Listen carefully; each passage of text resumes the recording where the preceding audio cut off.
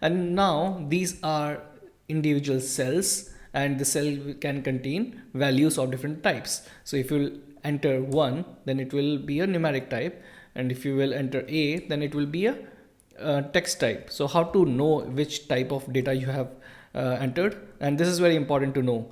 So like if you will use type function, it will tell you 1 is for numbers and 2 is for text.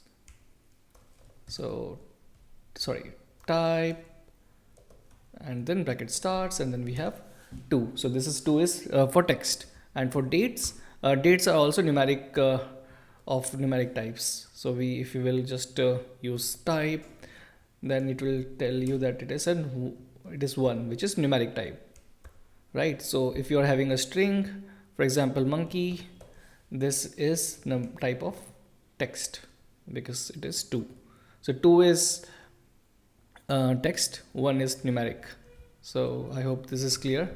So you must know the functions as well. So functions, like type is one of the functions which tells you what is the type of that value in the cell is, right?